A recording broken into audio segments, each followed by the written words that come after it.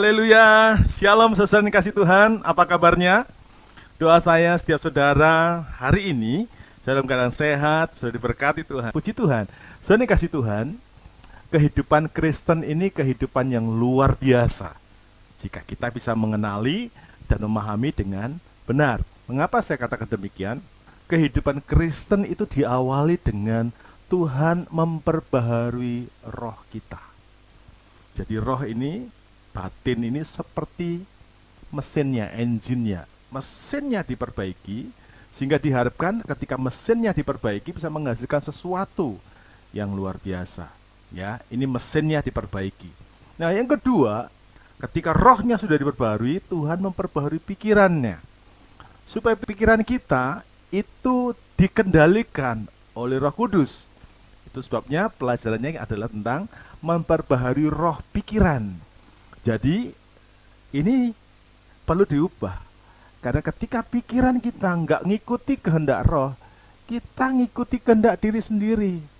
Ya, seringkali kita diperhadapkan dengan situasi, dengan keadaan yang sangat bertentangan dengan diri kita.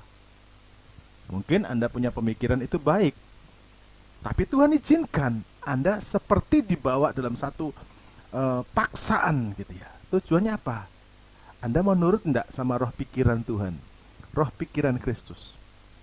Nah, seringkali kita memberontak lewat situasi itu karena pikiran kita gak mau tunduk. Ya, kita mengeraskan hati. Tapi yang ketiga, yang perlu diperbaiki adalah tubuh kita, cara hidup kita. Rohnya bagus, pikirannya diperbaharui, tubuhnya diperbaharui. Semuanya menjadi berfungsi secara normal. Pertanyaannya kita begini, mengapa rohnya diperbaharui, pikirannya diperbaharui, kemudian tubuhnya diperbaharui?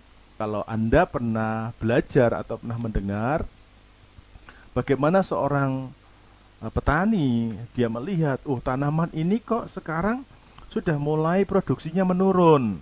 Ya, dulu banyak sekali tapi sekarang menurun. Ada apa? Mulai dicari sebabnya. Ternyata sebabnya adalah karena pohon ini, tanaman ini sudah mulai menurun produksinya. Karena itu perlu diadakan treatment atau maintenance atau perawatan.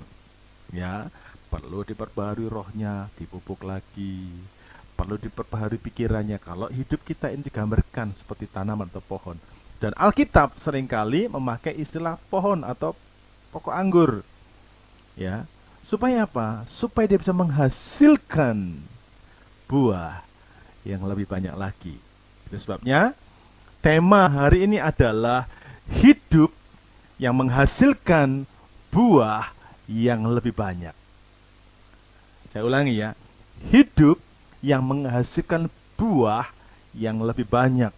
Yang Tuhan mau dari hidup kita bukan hanya menghasilkan buah, tapi yang Tuhan mau adalah kita harus menghasilkan buah yang lebih banyak. Mari kita akan membuka super ayat small group kita yang terambil dari Yohanes pasal 15 ayat 1 dan ayat yang kedua. Mari, saya menunggu Bapak Ibu Saudara untuk bisa membuka Alkitabnya di dalam Injil Yohanes ya, pasal 15 ayat 1 dan ayat yang kedua. Mari kita akan membaca bersama-sama firman Tuhan ini dengan segenap hati kita. Yohanes 15 ayat 1 dan ayat yang kedua. Mari sama-sama kita baca. 2, 3. Akulah pokok anggur yang benar, dan Bapakulah pengusahanya. Setiap ranting padaku yang tidak berbuah dipotongnya, dan setiap ranting yang berbuah dibersihkannya, supaya ia lebih banyak berbuah. Amin, saudaraku, ini kasih Tuhan. Amin. Nah, saudara, rupanya Alkitab memiliki sebuah analogi yang begitu luar biasa tentang kehidupan kita.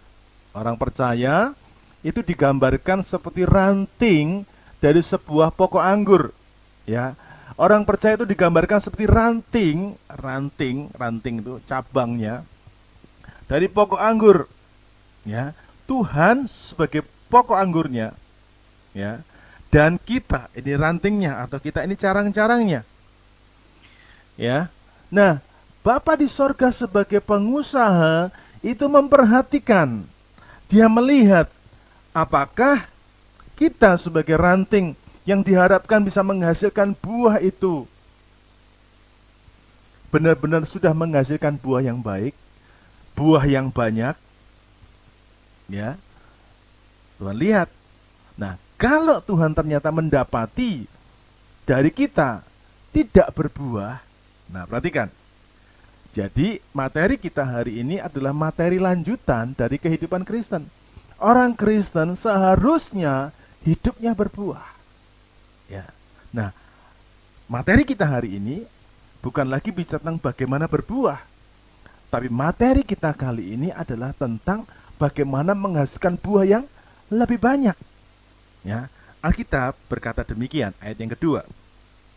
Setiap ranting padaku yang tidak berbuah, dikatakan apa? Dipotongnya. Perhatikan, ini pengertian pertama. Ketika Bapak itu melihat sebagai pengusaha dari kebun anggur itu mendapati bahwa ranting dari pokok anggur itu tidak berbuah, maka ya Bapa di sorga itu cari gunting, dia potong. Kenapa? Kalau kehidupan Kristen tidak menghasilkan buah, itu sama dengan kekristenan yang tidak ada artinya. Nah, fokus kita kepada bagian yang kedua. Ya, dikatakan dan setiap ranting yang berbuah, perhatikan, ya, saya ulangi. Dan setiap ranting yang berbuah, perhatikan apa? Dibersihkannya supaya ia lebih banyak berbuah. Amin. Nah, jadi yang menjadi perhatian Tuhan saat ini adalah dia melihat apakah kehidupanmu dan kehidupanku sudah menghasilkan buah. Ya, buah sebagai orang yang percaya kepada Tuhan harus ada. Ya, karakter kita harus berubah. Kedewasaan rohani kita harus berbuah. Jiwa-jiwa. Nah, ini saudara. Ya, kalau kita ini orang percaya, kita pasti akan menghasilkan buah. Kita akan dibawa oleh Tuhan untuk kita bisa membawa orang lain untuk tertarik kepada Kristus, percaya Tuhan Yesus karena hidup kita.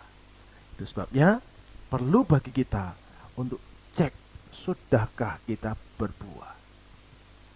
Karena pelajaran kita hari ini adalah hidup yang menghasilkan buah yang lebih banyak. Saya berdoa setiap saudara mulai mengerti akan bagian ini. Terima dengan rohmu, bukan hanya dengan pikiranmu, tapi terima dengan rohmu. Kita harus berbuah, kita harus berdampak, kita harus memberi pengaruh buat orang lain, sehingga orang lain yang ada di sekitar kita itu bisa merasakan bagaimana hidup di dalam Kristus itu. Amin. Nah, sekarang kita kepada pertanyaan berikutnya. Bagaimana caranya supaya kita bisa menghasilkan buah yang lebih banyak? Yang pertama, dikatakan demikian, ayat yang kedua sama ayat 3 saya akan bacakan kembali untuk saudara. Dan saudara simak baik-baik ayat ini. Setiap ranting padaku yang tidak berbuah dipotongnya, dan setiap ranting yang berbuah dibersihkannya, supaya ia lebih banyak berbuah. Kamu memang sudah bersih karena firman yang telah kukatakan kepadamu. Hal yang pertama, bagaimana kita bisa menghasilkan kehidupan yang berbuah lebih banyak lagi? Yang pertama, kita harus dibersihkan oleh firman Tuhan. Amin.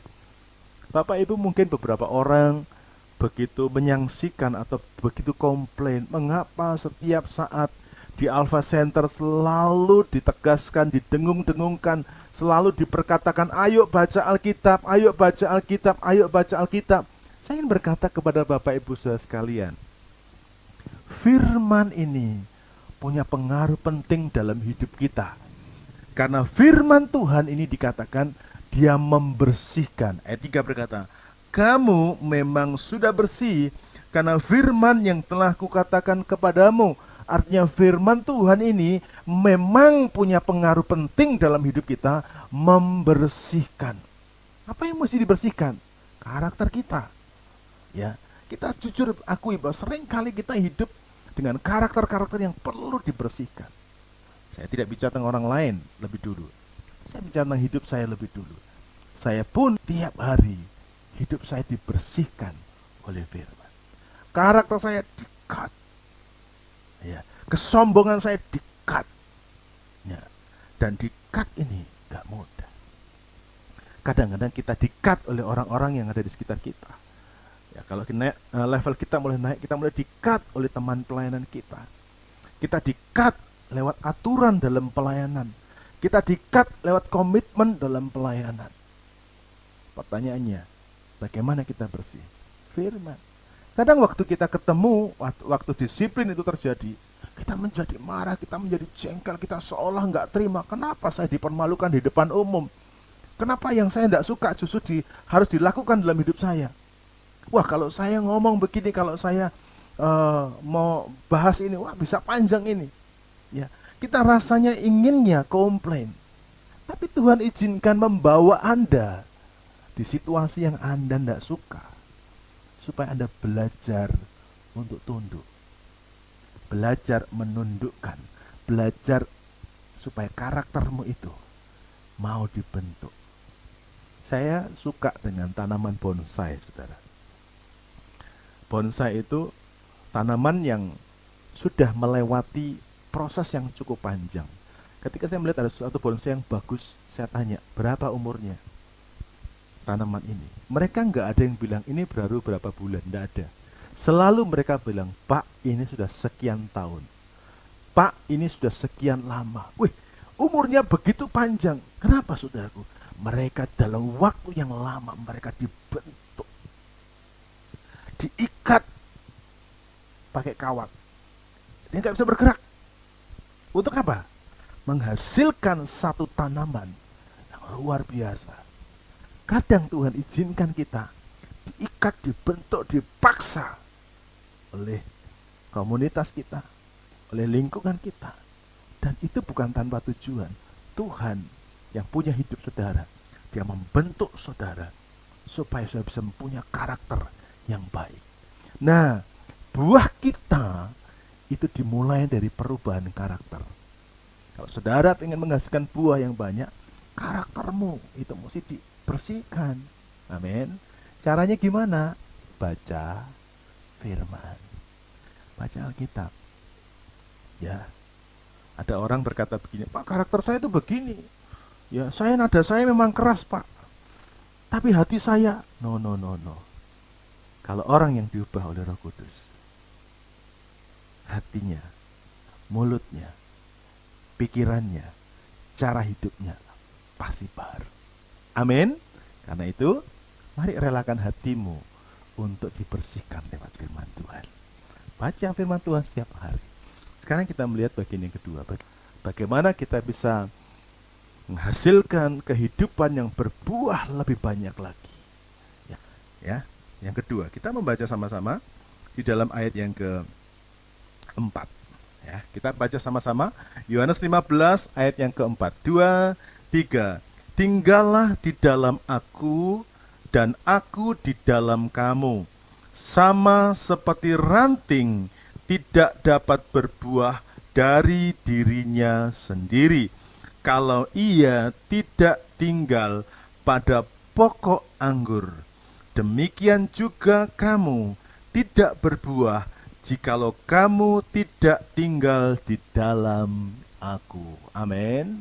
Yang kedua, bagaimana caranya supaya kita itu bisa memiliki hidup yang menghasilkan buah yang lebih banyak. Yang kedua, kita harus tinggal di dalam Yesus. Nah, suatu pengertian tinggal di dalam Yesus, ya, tinggal di dalam Yesus itu artinya engkau melekat. Ya, Tuhan gambarkan kita ini seperti ranting yang melekat pada pokok anggur.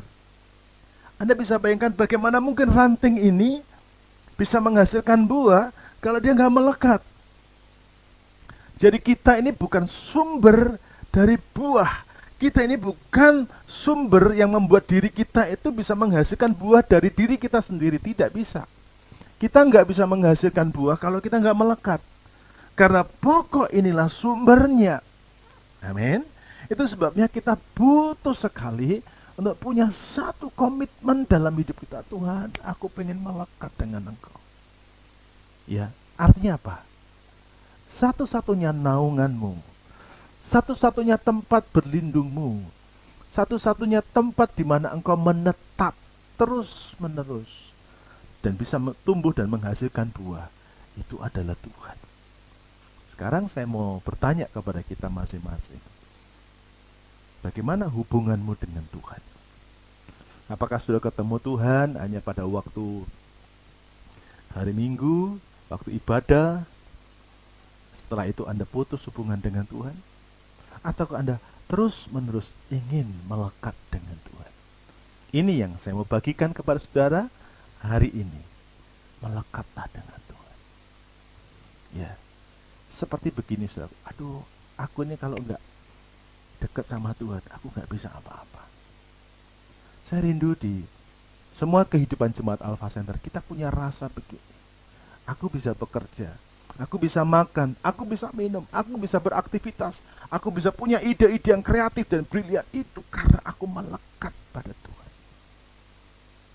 Jadi kalau saudara mau melekat terus dengan Tuhan, saudara akan menghasilkan buah yang lebih banyak.